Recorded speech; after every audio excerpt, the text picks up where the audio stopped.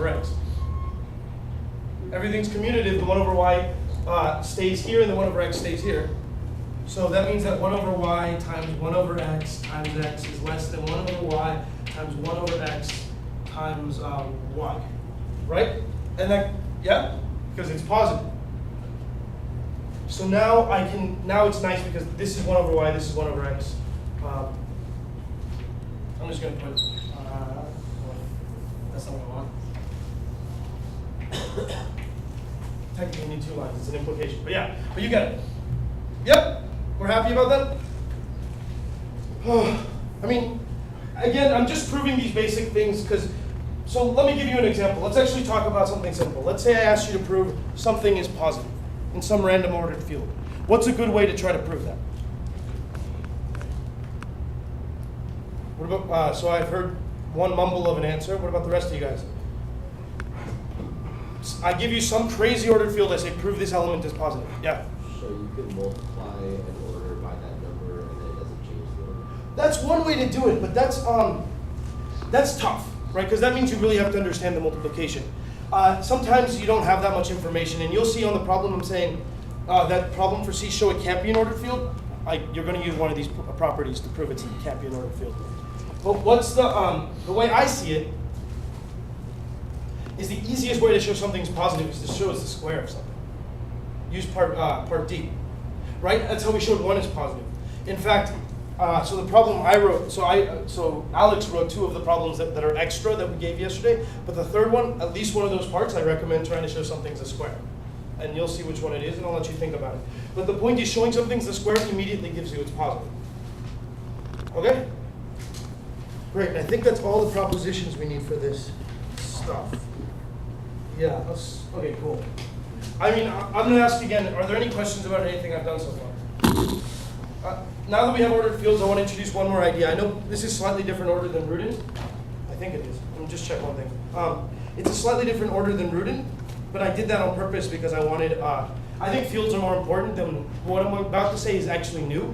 And technically fields, ordered sets and this ordered field stuff is very elementary. What I'm about to say is something that's going to, well, let's say haunt. It's going to haunt you for most of the rest of the class because what I'm about to present to you is something you'll probably be using on the final.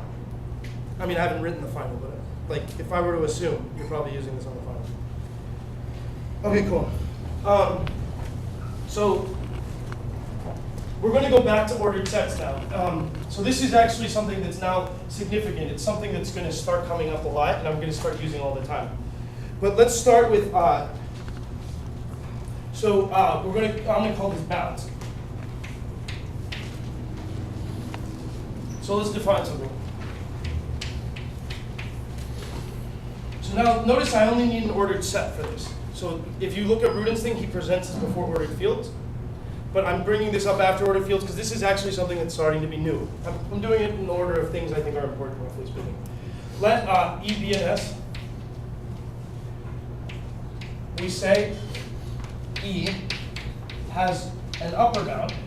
So if E is a subset of S, you guys know what that means, yeah? We're good? We say E has an upper bound, or is bounded above. I'll use both interchangeably depending on the context. If there exists beta in S such that beta is greater than or equal to y for all y in E.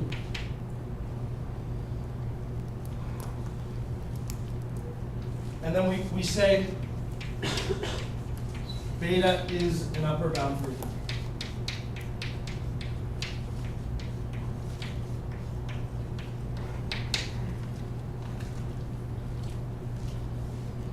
I mean, again, I know this isn't like ground moving or like, you know, world redefining. I'm just trying to say this upper bounds, and so I'm sure you guys can also see defining lower bounds. Same thing, except I switched that one inequality. And I know this is the first time I've used it, but everyone knows what greater than or equal to means. Yeah? Cool. I mean, so there's this, there's also the equivalent definition, lower bound similar. So I would say has a lower bound or is bounded below. the lower bound definition is similar. I'm just trying to say what workspace is. So right now, I'm going to say a bunch of stuff about upper bounds, and I'm going to define a bunch of stuff about upper bounds. They all have an analogous definition for lower bounds, and we're going to explore that today. Okay? So, great. Do we need an example? I mean, I can do a real easy example. Here we go. Let's say the rationals in Q. This is stupid, but whatever. Oh, how about this? Let's take an easy example. So, do you guys remember the set A from yesterday? If you don't, I'll remind you. It's the set of all rationals in Q, such that R squared is less than 2. Maybe I said it was positive. I probably said it was positive. R is positive. Or else that one proof I did would suck. But okay, so remember this set? Great. So what can somebody name in Q? So find beta in Q such that beta is an upper bound.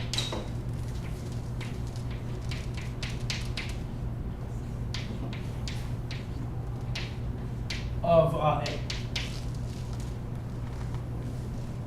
Yes? 2 or any number. 2 is a good example. 2 is certainly bigger than anything whose square is 2. Can anyone name another? There's a set B.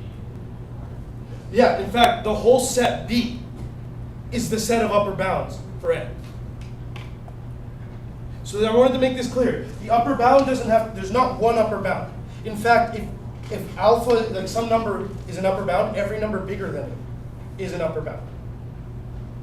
Does that make sense?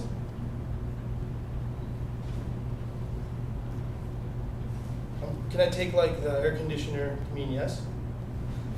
I'm just curious. No, I'm serious. Does that make sense? Upper bounds is not a restricting thing. There's a lot of upper bounds. In fact, if you bounded above, if a set's bounded above in Q, or as we're going to learn in a second, R, it has a whole lot of upper bounds. It has an entire array of upper bounds. Does that make sense? Okay. So, but now I'm going to define, so obviously talking about upper bounds in general isn't very good, right? There's a lot of these guys, and you can't really control how big they get.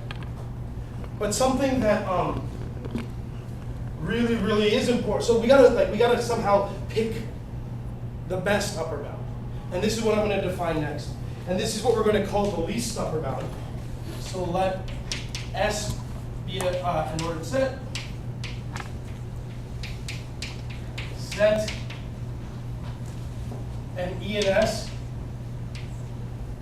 where E, so here's the first time I'm going to use this abbreviation, I'm going to use it a lot. BDD, this is bounded. I'm only going to tell you what it is this one, I'll say it, but I'm not only going to write it down. Bounded above.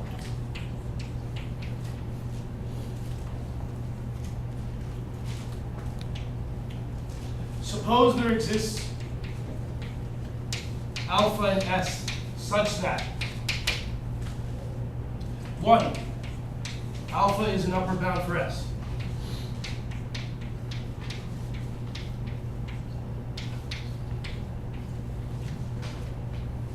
2, if X is in S and X is less than alpha, X is not an upper bound for S. Sorry, I don't know why I put S here, E. It's an upper bound for E. And then anything that's less than alpha is not an upper bound for E. Then we say alpha is the least